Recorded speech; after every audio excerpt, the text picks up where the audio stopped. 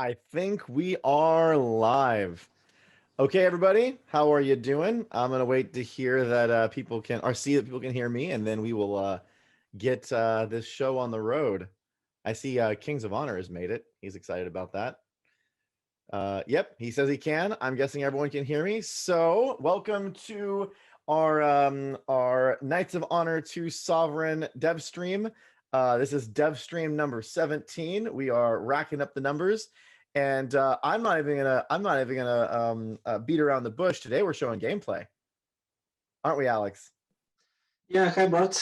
This is the big one. Finally, we reached this point, and this is the beginning of all future great dev diaries with a lot of video footage in them, and so I'm not promising anything, but don't go over promising now. They're gonna hold us to this, and all of a sudden they're gonna have these expectations, these lofty expectations for every stream. We're showing a tease today, and then we'll see if everyone's good. If we'll show a tease later on, but yes, it's gonna be fun. We're gonna show our first. Go ahead. It's just so hard to call it because the whole team has been waiting for this moment for several years. I don't know how many right now. So yeah, it's very emotional for everybody in our team right now. So yeah. Well, I know everyone has been very patient. We're excited to show some gameplay. You'll have to wait for the whole stream. We're going to show it at the end. We have some exciting discussions going on first. So yeah, we can go. Careful, man of war. Sure we can. Our men of valor. But we'll try not to. We'll have a good time. Yeah, we have a lot to talk about today because our topic for our dev stream or our dev diary, which is settlements and province features. People got excited about this one. There was a lot of, I was actually like last night working on the script. I'm like, man, this discussions are vibrant and people have different opinions. It's a big topic for everybody, I think. Yeah, it's a huge topic by itself, a bit overshadowed by the footage we are showing right now. But yeah, it's something fundamental for the game. Yeah.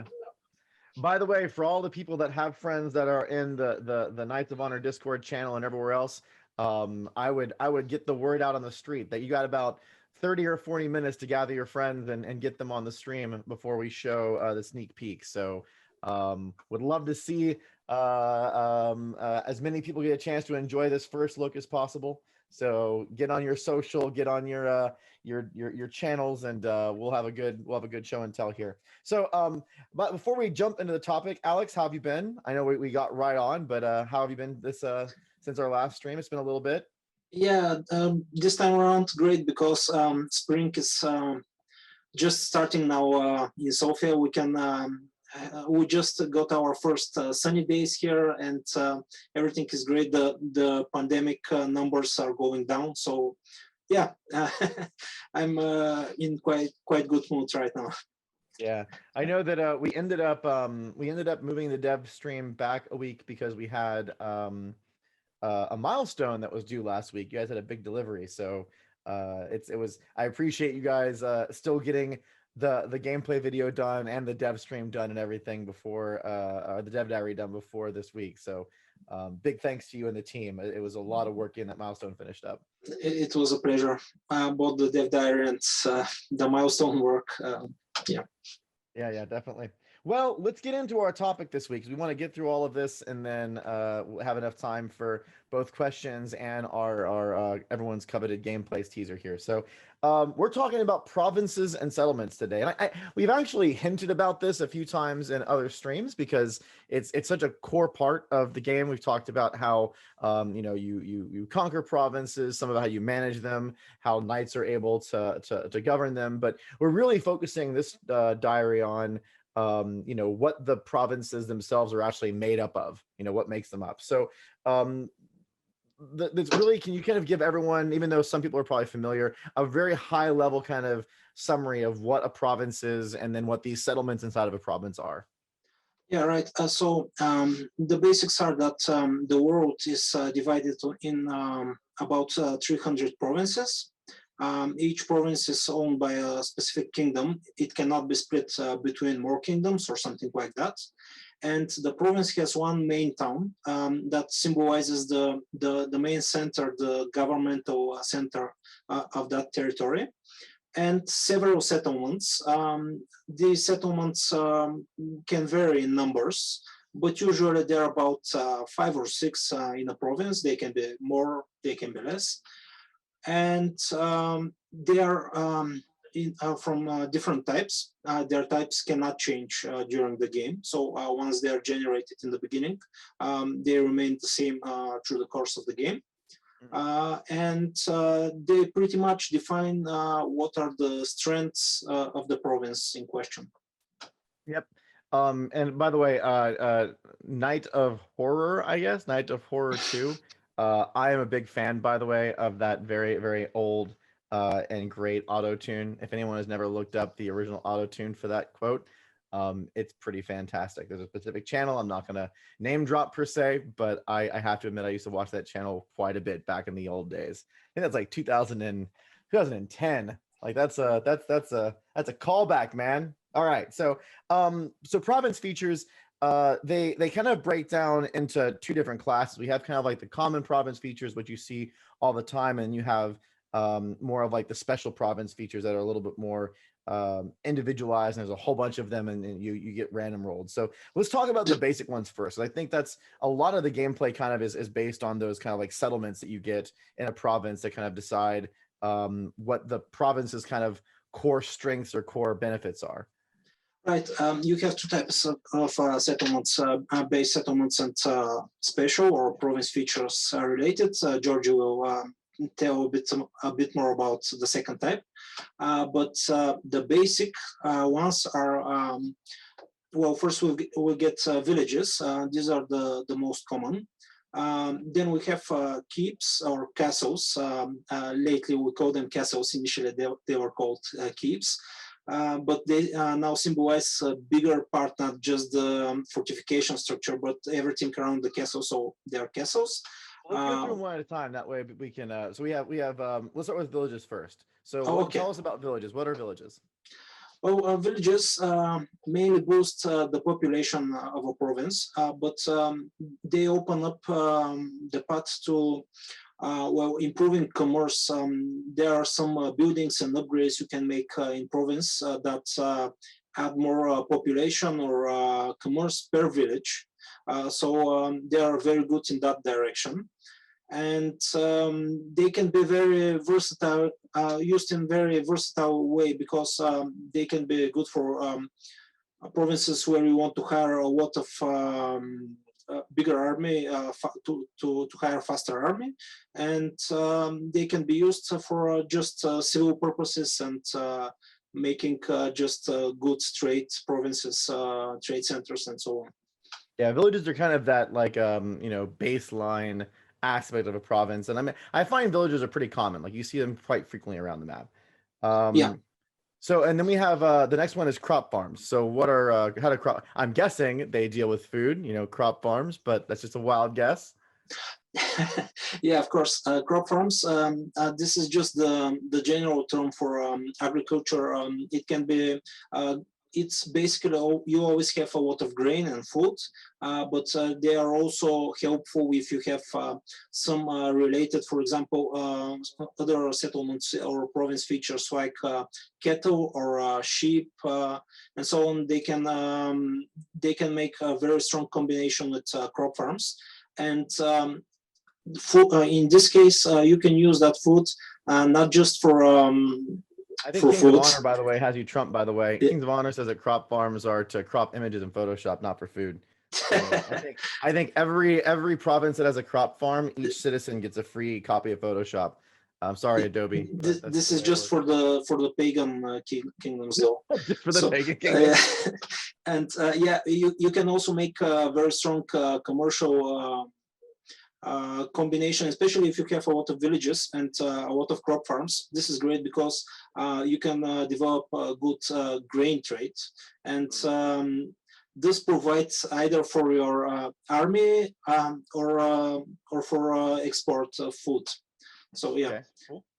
By the way, I see just as a reminder for people that are joining in late, because I know sometimes people get in late, Maybe we should have actually added this into the title of the stream. But we are showing gameplay today. So if you're here for the gameplay video, that'll show up a little bit later in the stream. All right, so now we have religious settlements. And this is, I like that we call this religious settlements because there's different types based on the religion of the province, correct? Or the kingdom, I guess? Yeah, it's the religion of the province. Right. This can be monasteries, mosques, or what were the pagans finally?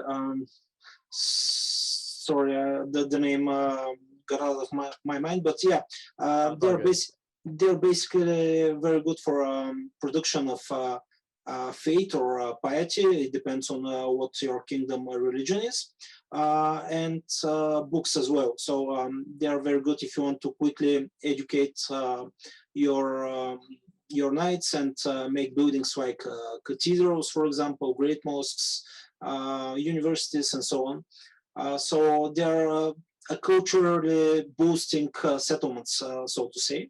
And as you mentioned, they can be different from the kingdom's religion, and then they're a bit problematic because you cannot make any upgrades or use the main buildings that your kingdom needs to make to produce everything like this. There's actually a question that one of the someone asked in the stream. It's G1ZOQD. I don't know how to pronounce your name, bud.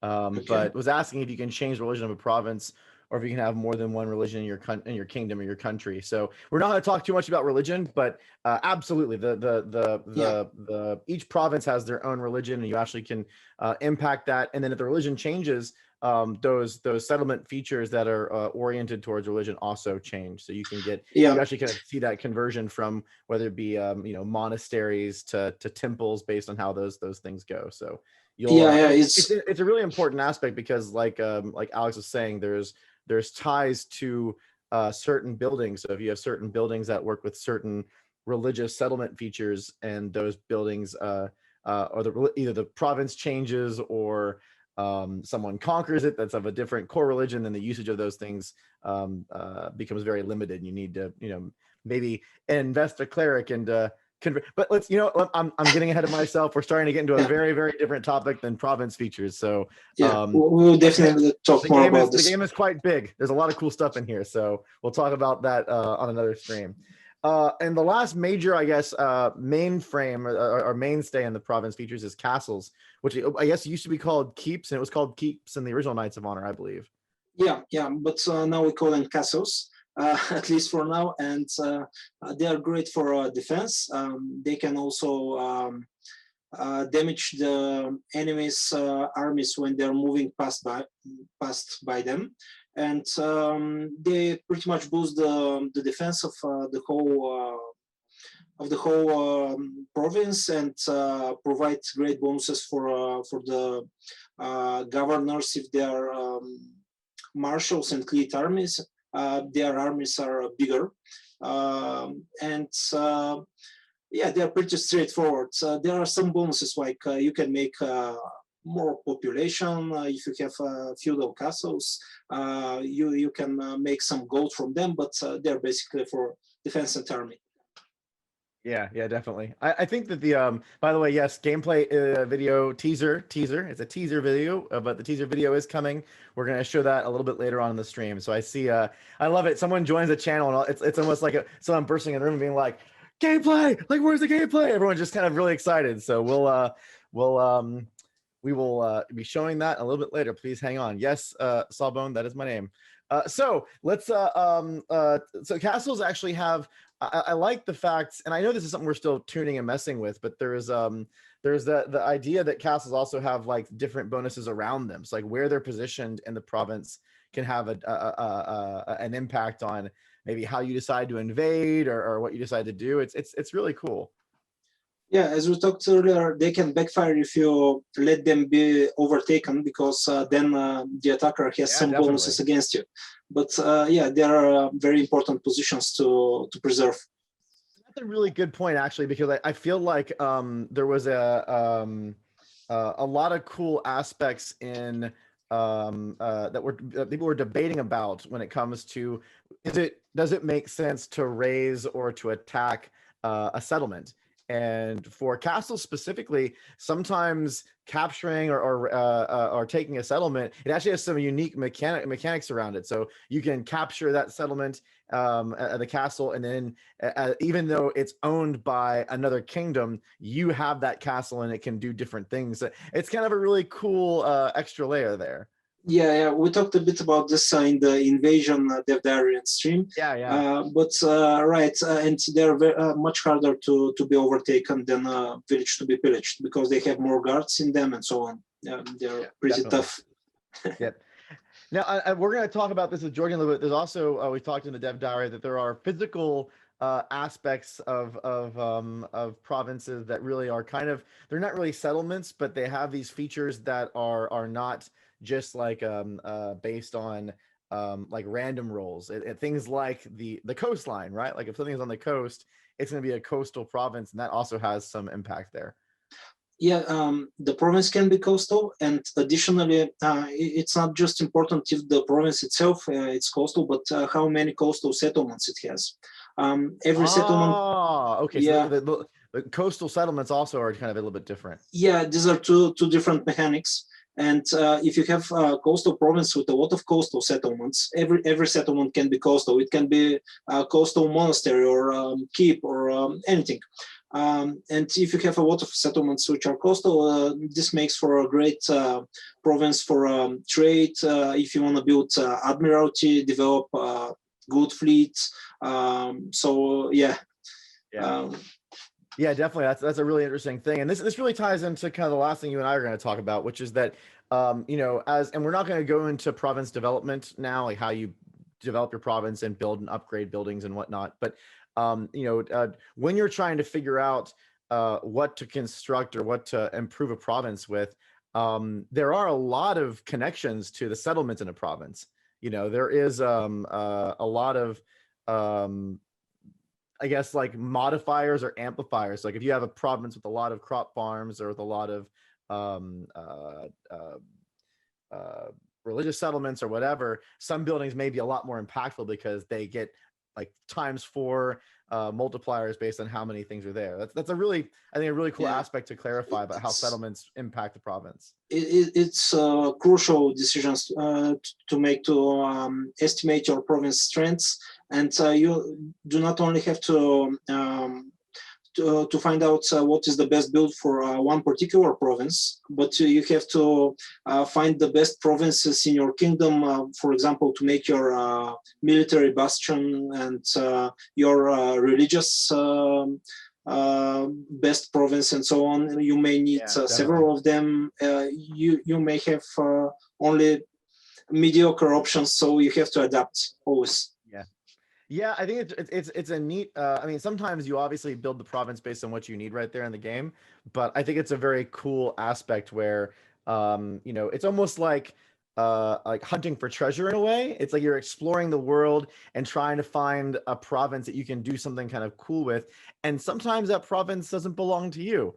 And this is another debate. By the way, if you haven't joined our community.knightsofhonor.com, I really encourage you to. It's where we post all of our dev diaries, and we have very fun discussions. And though we are busy usually working on the game, we're not always posting as often. We do read everything, and we're very active in kind of paying attention to the feedback. And we saw a lot of back and forth dynamics around the dynamics of how you use province settlements and features to determine who you decide to attack. I know for Knights of Honor 2, maybe Knights of Honor 1, different game, different mechanics a little bit, but for Knights of Honor 2 Sovereign, the province features and the settlement layouts absolutely change who I decide to go after. If I don't, and I'm going to let a little bit of mechanics leak out, if I don't have barrels, I am looking for a place that has deep forests, and if I find a place that has deep forests, it's like, man, you got some nice stuff over there. That may not need to be mine. I may need to get that. So it has looking for those treasure moments where you can find those provinces you want, and then kind of planning your military and your diplomatic relationships around that. Definitely, it's a thing. It's a big thing. Yeah, it's true. I never care who is my friend. I care where I can get iron. So it depends on the play iron's a big style, one but too. Yeah. yeah. So, all Yeah. right. Cool. Well, I know we have a lot to go over, and we are doing gameplay today, so we want to make sure we get through. Not that the Dev Diary is not.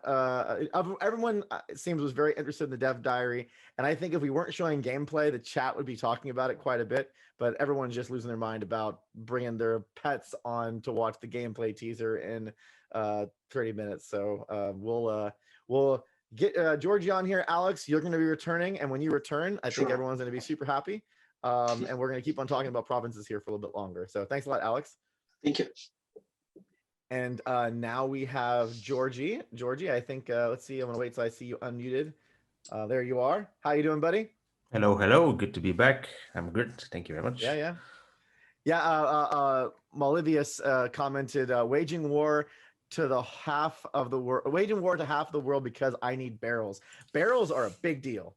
Like, I don't know if it'll stay that way, because sometimes I think they're a little bit too big of a deal, but I seem to always want barrels, and I seem to never have forests, and I seem to always be trying to find some guy near me that has barrels, and I'm like, man, I don't want to fight you, but like, I really want barrels, because barrels have all these other things that you need that are built off of them. So it's I don't know, barrels are big.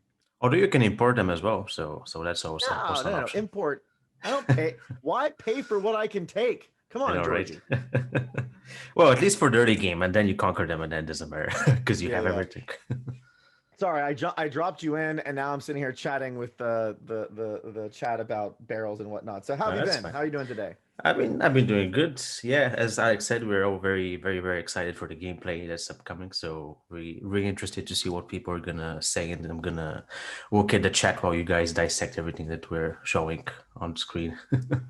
You know, before the stream, I was talking to Georgie about the fact that his mic always sounds so good, and my mic, even though I have pretty decent equipment, I can never get my mic to sound as good as Georgie's. And there was a comment that Alex made during the setup. The reason why Georgie's mic sounds so good is because he has this natural beard filter, like it just reduces echo and enhances reverb. Yeah, I did not know. it's true. Alex taught me something today. I did not know that beards improve your mic quality. That's a new one. Very very hidden fact that almost no one knows, but now you know my secret, sadly. So I'm gonna have to think of something else for next time. You guys can't see him, but I can see Alex over here in the background just laughing and smirking. So that's the new thing. Like if your mic doesn't sound great, like for those of you out here who are streamers, your mic doesn't sound great, grow a beard. Yeah, It'll I mean, sound better. You might say there's a province feature that's beard on the northern side of the world, right? Yeah, we gotta have a province feature about beards that like improves like a oratory like skills or improves your diplomats. Maybe there's a perk for a diplomat that like a skill, the bearded diplomat or something, and you get like improvements to, I don't know, who cares? It's always a fun thing. So let's get into talking about province features. So province features are a little bit different than settlements, right? I mean, they're kind of related, but they're definitely different. Yes. The way you said it is right. They are different than settlements, but at the same time they are very related because the basic types of settlement that you mentioned with Alex earlier on are there, but there are also specific special settlements that are tied directly to province features. So certain types of province features you see on the province mean that you would see them manifested in a settlement. For example, you can have cattle in the province, and you're going to see a cattle farm visualized on the world map, and you can click on it and you can see its effects and so on. So many province features are unlocking additional types of settlements that you can see on the world view, while others are just present in the province and give you additional available stuff to build. Yeah, we're gonna have to definitely add goat farms in there instead of just cattle farms. I think our fans will be unhappy if we don't have goat farms at some point. Yeah, but yeah, I think it's so basically there are some province features that are physically manifest in the world and some that are just part of the province. And there's a way to see that in the UI, but they don't actually have like visual graphics that show them, like say gemstones or something like that. You don't see those in the map per se. Yeah, definitely. You see them as basically as buildings you can construct in a day and walk different types of effects in the province and so on. The coastal one is also a different type of province feature because it's one of the geographical ones you guys focused on Right, in right, right. I there. think we talked Yeah. about that during the diary. So there are some province features, not just like coastal, but there are some Yeah. even like individual features that are kind of geographically influenced, right? Like I think in the thing we mentioned how you're not going to have like vineyards in the Sahara. Yeah. So okay. Definitely, there are also a good example is like something like deep forests, for example. Mm, We don't want to have deep forests in the middle of the desert in the Arabian countries and on the south side of the map. yeah. Something like we've also researched for some historical ones. So, for example, we noticed that gold isn't really present a lot in the very northern sides of the world, so we kind of stripped that down. And we have direct control over the coordinates on the map. So if we want to fine tune it, we can do it on the fly basically. And it's a really little nuance, but it kind of ties in with what you see visually on the map as well. Because when you see a really forested area, you expect there to be a possibility for deep forests. Right, right. For those precious barrels, you want to see a forested area, and then you want to hunt for barrels. Yeah. I find it I find it kind of cool. I mean, the fact that they're randomized to me is a really big deal because it kind of creates. I mean, province features and settlement layouts are so important to how you play your game, how you plan your kingdom, where you decide to invade. So having that dynamic content Yeah. in there is exciting. But we also, and we've talked about this before, we want to be, and I'm going to use the word historically accurate, but it's not historical. It's also just kind of like reality. We want to be we want to make sure the game does not break reality too much. So like having randomization, but also having some areas of the world where it's like this area of the world can have this thing, but Yeah. so there's randomization in that area, but you're not going to find something that's inappropriate. You're not going to find, again, you're not going to find camels in Greece. I mean not Greece, but like in Germany or something like that. You're going to find them in the areas that make sense. Definitely, and it really makes for interesting tactics because you know certain resources, you got to look for them somewhere. So it kind of becomes Oh a yeah, strategy of yeah. who is going to go there first. If you start with a European country, but you want camels for some reason, like, there's obvious choice, you go there. Right, right. Maybe that's. I mean, to a certain degree, it could be like some motivation for that expedition force. You're like, all right, Yeah. we're going to North Africa, trying to get me some camels. I'm going to be Yeah. the only. It's like the elephants across with what's his name with oh shoot, why can't I remember his name all of a sudden? I don't know. The guy who brought the elephants into Europe from India. I know what you're talking about, but I'm also blanking out. Oh my gosh, my whole brain is skipping. Anyways, Never mind. bringing the Hannibal. That's right, Hannibal. Bringing the elephants over, and it's like, oh man, didn't usually have elephants over here, and now we do. Yeah. So it's a pretty cool thing. So what are some examples? I only mentioned a couple of the different province features in the diary, but maybe there's a couple that you could mention that we didn't talk about that would be fun for everyone to hear. Yes, I hear we're talking about barrels, so everyone has the deep forest one, which is one of my personal favorites that I hunt for. Yeah, I think let's tease a bit. There's a really funky province feature that I don't think we've focused on so far, but it's pirates. So you can actually invoke pirate havens across the map. Oh, right. It opens up different yeah, okay. Yeah, and they are a little bit they're generated a little bit different to the rest of the provinces because they actually work for coastlines. They work for isolated spots of the map, so mostly islands, and look for how many sea neighbors there are, and they spawn in there. And if you get a pirate haven, it's really interesting because it has some interesting mechanics. For example, it works a little bit with the prison, which I can't really share a lot about that, but it adds hostage towers, for example. It gives you a lot of commerce and a lot of gold because pirates, but then again, there we might want to put some negatives in there as well. So it's a really interesting province feature that actually gives you really powerful buildings if you get it. See, that's what I love. I mean, it's I know there was a question and we'll get to questions from the forums. By the way, please join our community if you haven't. community.knightsofhonor.com. That's where we post all of our dev diaries.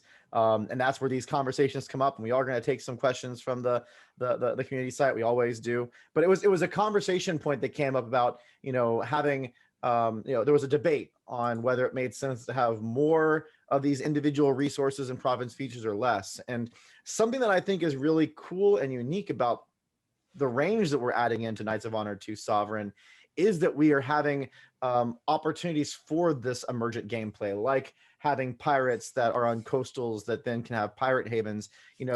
Adding some of this stuff creates that. I mean, not that Knights of Honor 2 is an exploration game, but there is an element of exploring the world, both your kingdom, what's near you, maybe what's far away, trying to figure out what is going to have an impact to your gameplay, and discovering things that maybe you didn't know before. I think that's a really cool aspect of it. It's not. I actually think some games when you play them, you want the manual, or nowadays you don't get a manual, you go to Reddit or whatever and read all the different things that everyone writes, and that's how you. But I don't really feel like I play Knights of Honor 2 Sovereign that way. I feel like that discovery is part of the game, and seeing how things work, it does have that kind of immersive element to it. I think it's part of the fun. Yeah, absolutely, and it adds a lot of variety to the way you expand. You start off with some small assets of stuff, and then as you expand, you gain access to more resources and more different types of effects that tie into many different systems in the game. So there really is a way of exploration that kind of happens naturally as you grow with a bigger kingdom.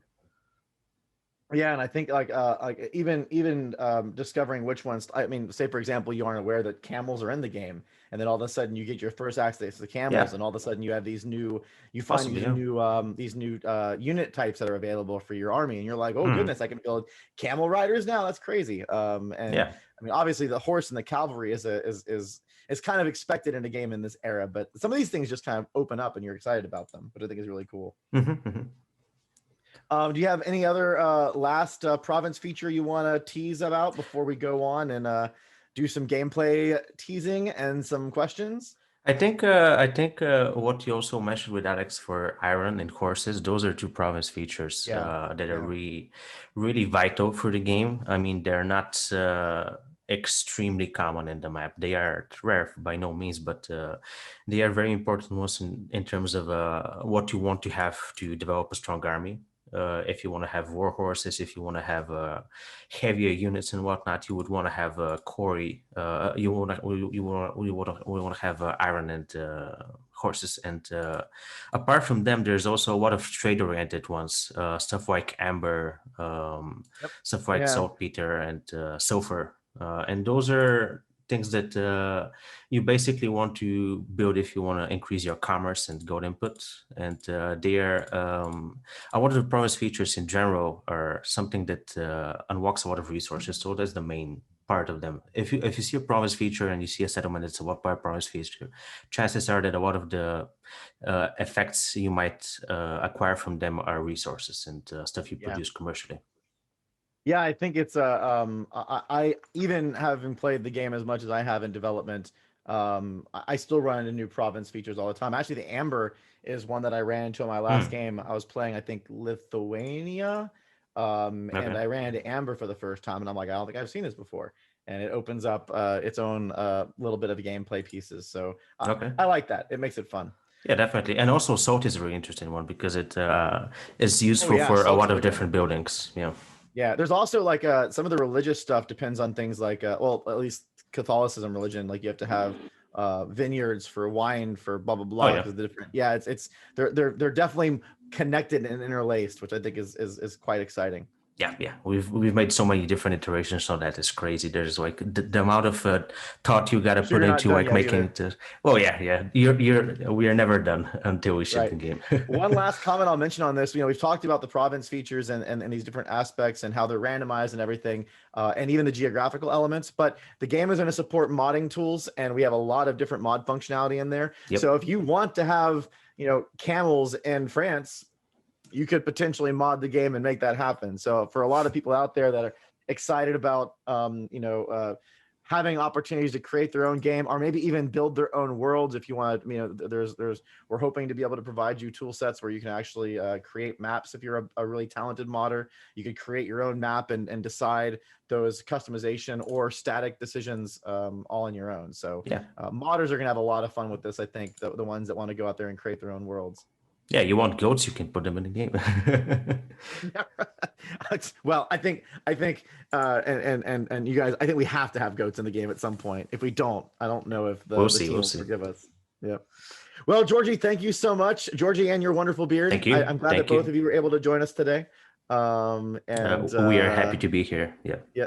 And I think we're gonna bring Alex back on here. And Bye, guys. thank you, Georgie. Appreciate it, man. Alex, welcome back. I see you can talk. Yep, I'm here. You are here. I was here all the time, though. I believe so. We should call it a stream, right? I think we're done, right? Like I think we've talked about I think we can just call it a little bit early. We don't really have much else to go over. I think we should just let everyone go. It was great. Thank you. Yeah, thank you very much, everyone. No, all right. So let's do if you don't, we riot. I think it's time for us to do, it's everyone's been waiting for so long. I want to have time to go through questions at the end because there's some really good conversation topics from the forums, but let's go ahead and do a little bit of a gameplay teaser. So to set the stage for this, we're going to show the video once. If we have time, we'll show it again. Obviously, when this goes up on YouTube and whatnot, you can watch the stream there. And we're not going to be posting the gameplay video separately, but if you want to go, you can watch it again at your own leisure when we post the stream. So we'll go ahead and run the video. And then Alex and I are going to talk a little bit about what we show. Most of this is just organic gameplay. We had someone go in there and record a little bit, cut a little bit. It's about 5 minutes long. So without further ado, let's show people some gameplay. And this is kind of the first look, I think, at actually seeing the game in motion. I know we've shown some other stuff before, but what we're really doing is, I think, this is kind of like a little bit of a war, right? Like there's a war going on, or a war is about to go on, I guess. Well, we are now looking at Serbia, and there is still no war because there would be an indication on the top left side. We can now see that there is a defensive pact.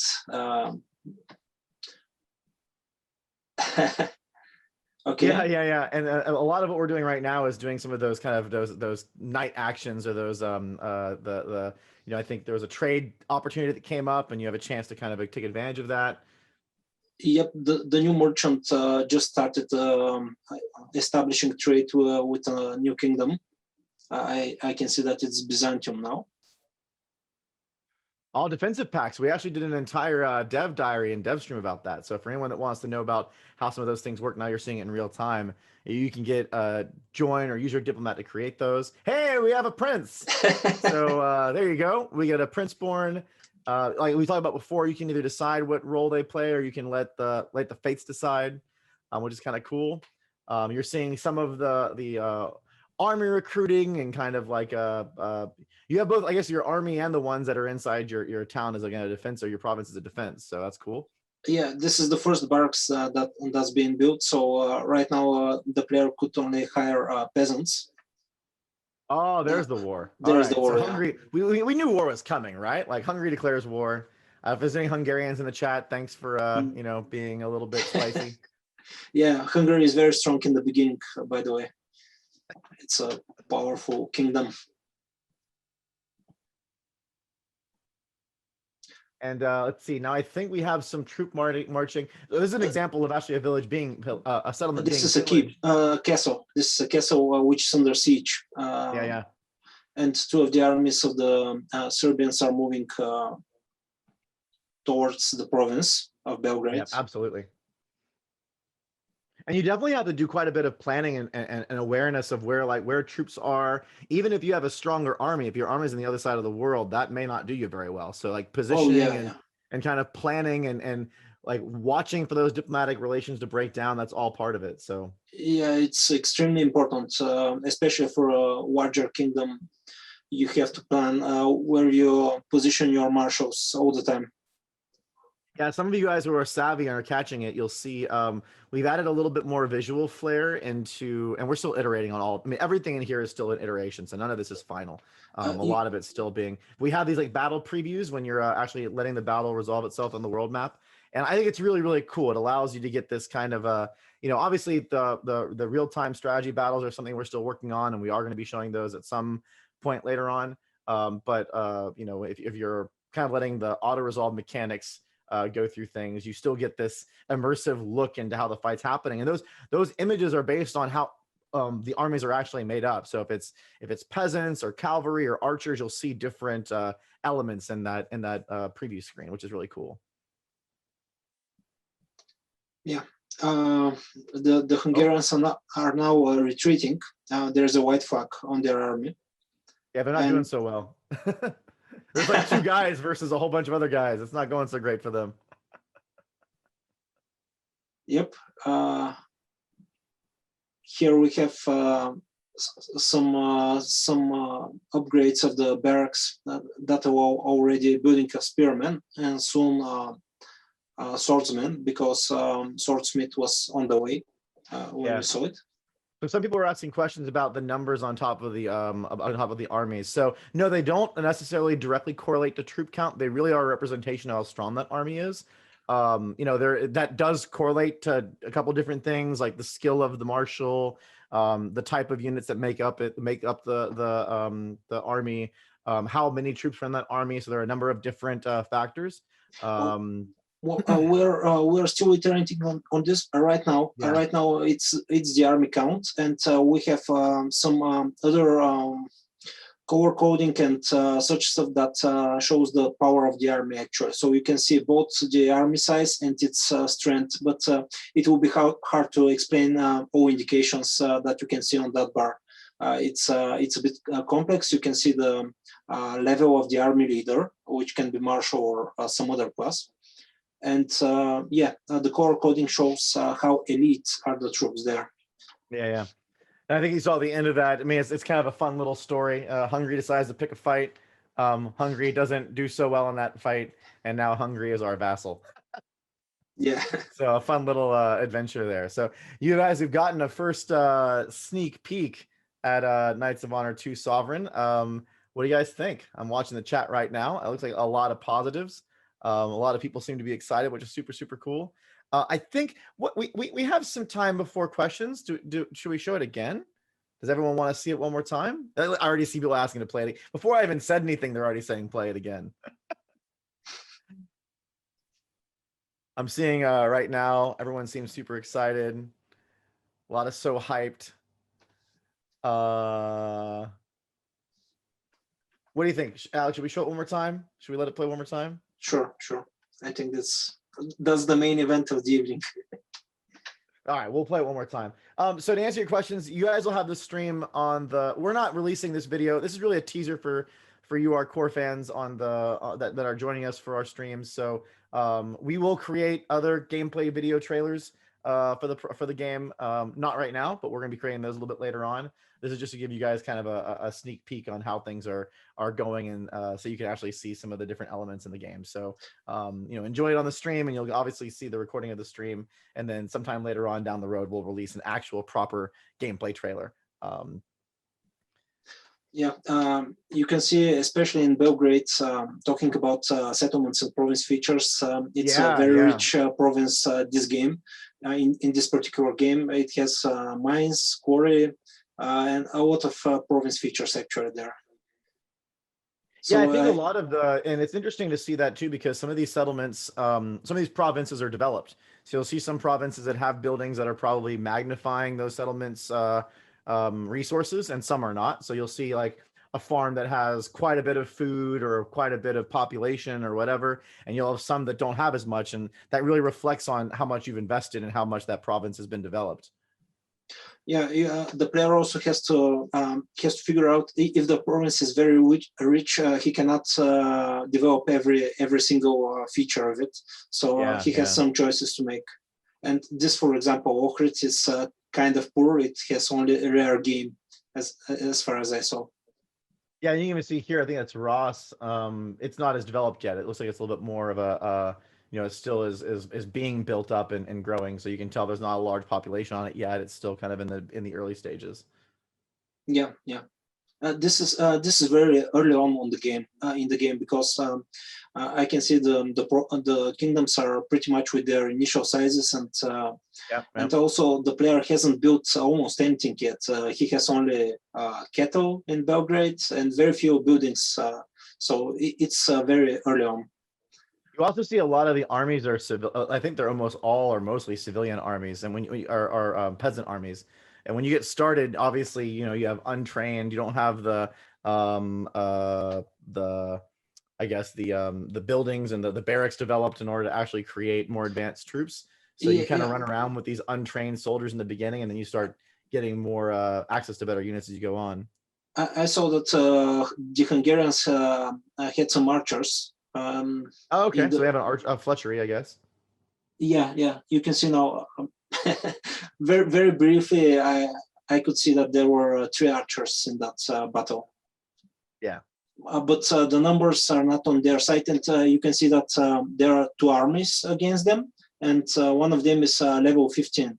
And this is the king of the Serbians, and the king has huge bonuses as an army leader.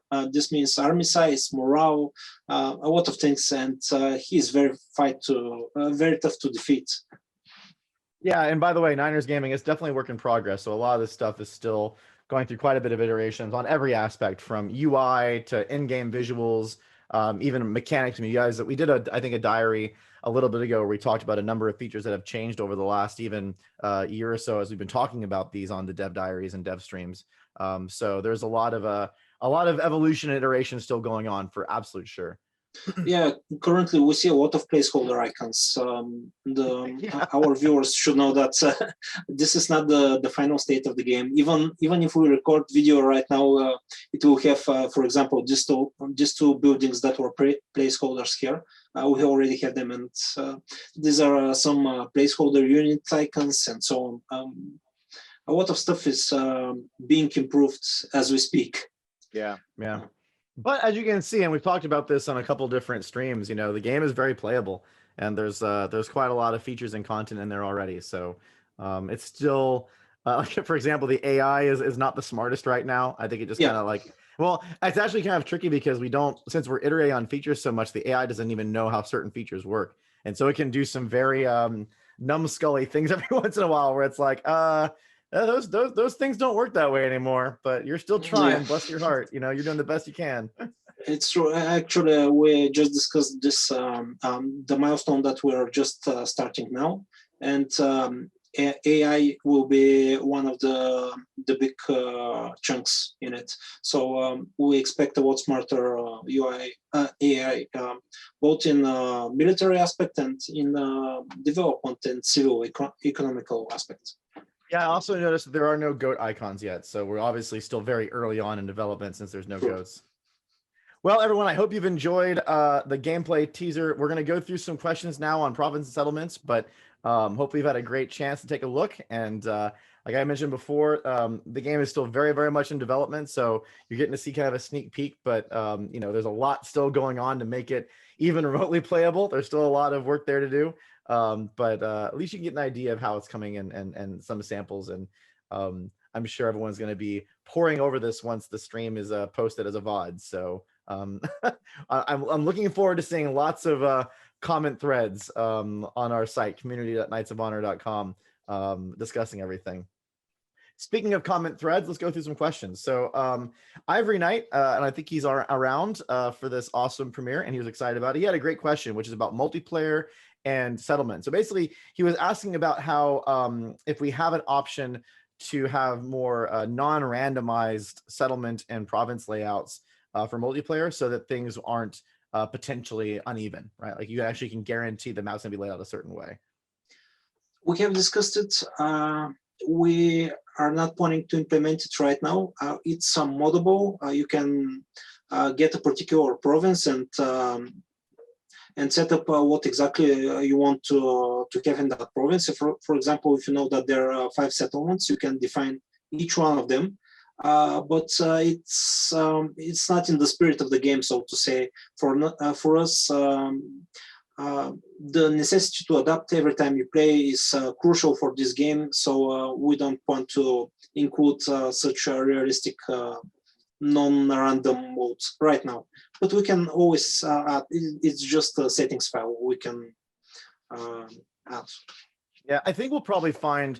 I mean, to that point, I think there's probably going to be some option to allow players to have static challenge type maps in multiplayer, especially because, and we haven't talked about this too much, but we are going to eventually do some fun interactions with you guys on the stream where we do challenges and maybe do like, so we'll have ways to either like grab a save file and start, or there'll be ways that you can play more static, controllable environments that you can compare and have those moments with your friends or with especially if it was a competitive thing. Like imagine racing to see who can get horses first or whatever it may be, right? Like there could be some fun things you could do with that to create your own experiences. Yeah, true. Calliope, I guess, is it Calliope? So by the way, if you haven't seen, Calliope put up his own, his or her, I'm not sure which one, but put up his own dev diary on the community site, which I read, I thought was really, really cool, about his Judicatus or Judicates.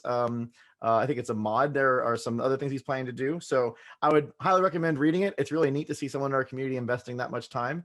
And I'm sure you read it too, Alex. It's super neat. I will. He asked, I haven't yet. Okay, you should. It's really cool. I will definitely. He asked, did my Judicate's dev diary influence the team's decision to make a topic on settlements and provinces instead of espionage? Because as some of you know, we swapped our topic this dev stream. I know at least it refers to the question I had on the Discord server about different types of settlements. And if it did influence it, it's kind of a surprise. Unfortunately, it is not the reason why we decided to change topics. A lot of it was about how we felt settlements and provinces tied better with a gameplay video tease. But like I said, if you haven't read Calliope's dev diary, it's awesome to see that people in the community are also making their own dev diaries, and I highly recommend you guys all check out that thread. It's really cool. Yeah, thanks for the help in the dev diaries, though. Yeah. Yavor asked a question. I actually I don't know the answer to this one. He asked, I was just wondering whether the medieval town of Sheraven made it into the game. Cherven. I don't know. Do you know? Sheraven?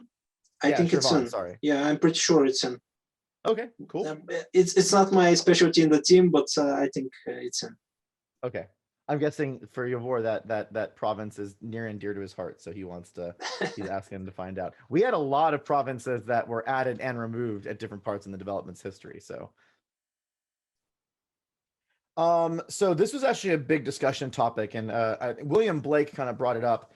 There were a lot of different questions about how many resources, and he basically asked how many different goods are in the game. Are we talking like 50 plus? What is the range of it?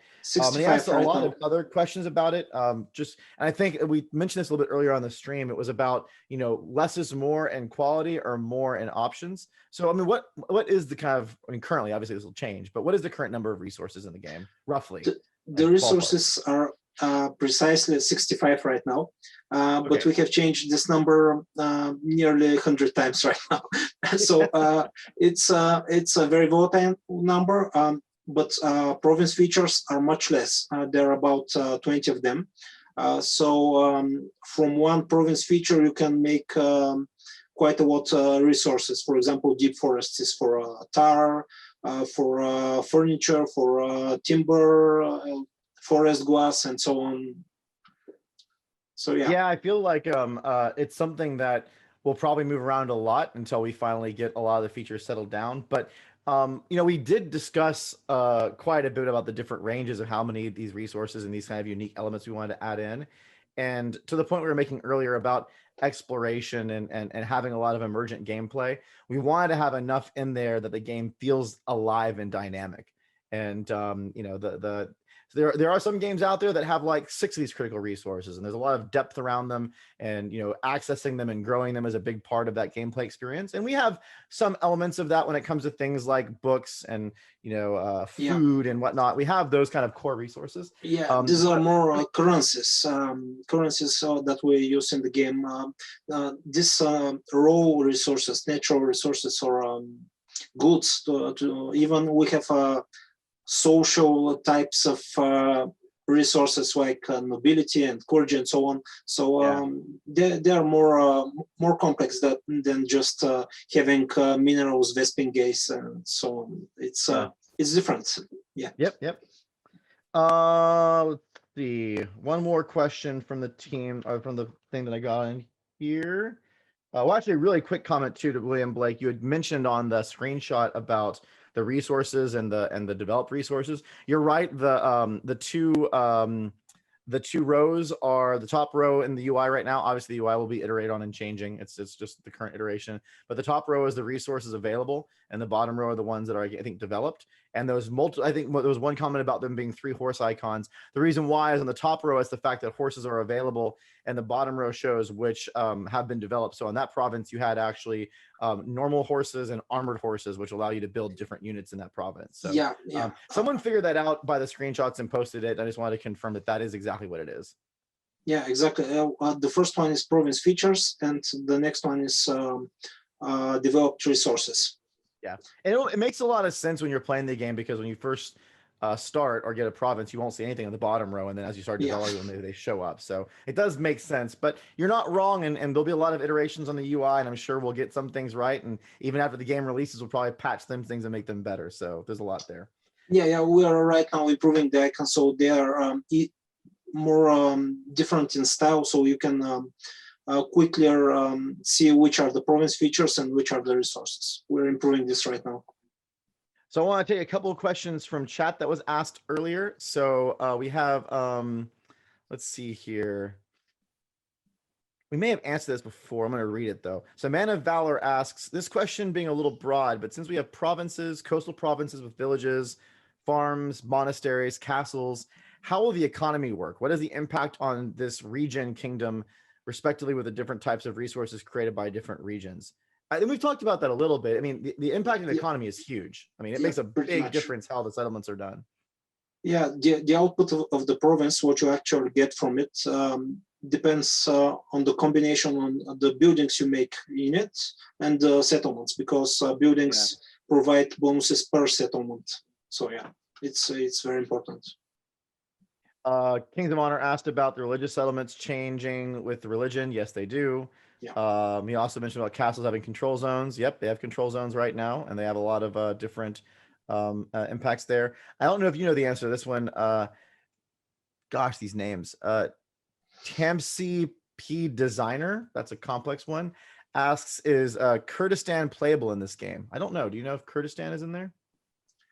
I think it should be. Geography is not my strongest part, but I think it should be playable. Putting you on the spot, Alex. I don't think that it's the same territory, but I'm not sure whether it's the kingdom Kurdistan itself. I think that there are other kingdoms there at this period. Yep. I'm going to ask this question because it puts Georgie on the spot, who's in the background over there. Emoko Creek TM asks, can we get a Georgie Marshall portrait in the game? And I think the answer should be yes. I see Georgie in the background doing thumbs up. So maybe we need to get the mighty beard of Georgie in the game somehow. Yeah, we already have some folks of the team on portraits, and I'm just asking why the artists do not love us enough to make portraits of every one of us. But I don't know. Maybe we'll add that as like a pre-order, like a free pre-order thing, a cosmetic package where you get like the developer portrait package or something. I don't know. That could be fun. One last question I'm going to ask, because I know this is going to come up as people are watching the gameplay videos. So Abusive Benefactor asked if the audio assets were imported from Knights of Honor 1. Some of the audio assets are new. Some are probably still legacy that we're using just to get some things in and be able to be communicated. But when the game goes live, you're going to have quite a bit of new audio. So everything. There's still quite a bit of placeholder content in there. Even the old ones, we'll use the same lines, but we'll record them with new voice artists. So every voice one you can hear right now, half of them are Georgie, and the other ones are from the old game. Yeah, it's true. We'll have everything is placeholder right now for the voice. Yeah, there's nothing like, I'm sure everyone in the office loves hearing Georgie's voice whisper in their ears all day long. Thank God he has that great beard amplified voice going into the mic. That probably helps the game's audio sound even better. Yeah, this will be the first DLC, Georgie's voice. narrating. We should definitely. Oh my! We should like release it for like $1. The Georgie voice pack. We'll just have Georgie record all the voices in the game, and it's like $1.99 or $2.99, and you can just like swap out all the voices with the Georgie voice pack. We can call it the bearded advisor, the bearded advisor pack. Oh my gosh! Yeah. I think we may have just come up with an excellent idea for our first DLC, the bearded advisor. Anyways. Everyone, we really hope you appreciate this stream today. We thank all of you for joining us. It's been a great audience and a great time. We appreciate all the positive comments. We're noticing them all in the chat for the gameplay teaser. It really does mean a lot. Like Alex said, and I know there's quite a few of the developers watching this stream too. Emotions were high coming into showing a little bit of what we've been doing, and especially because so much of it is still in progress and under development, and the team worked really hard to get it to that point where we could show you a little bit. We hope you enjoyed it, and we thank you for all your enthusiasm and excitement. Thank you, guys. Yep, we'll be and back. for the patience. And thank you for your patience. Right, it takes a little bit to make a game of this size, right? Just a little bit. Yeah, more than you would expect initially. I think on the next diary, we're going to be talking about espionage, the one that we missed from the last stream. So we have a lot of espionage new funness to go through. So if espionage is interesting to you, we hope you join us. We have lots of different connection points. We have Facebook. We have our YouTube playlist with all of our videos that are posted. We have our community site, community.knightsofhonor.com. We have Discord. We hope you guys get plugged in and stay engaged with us. And we will definitely see you all in a number of weeks. So thank you very much for everyone. Really had fun today. See you guys. Thank you very much. Cheers. Hearts.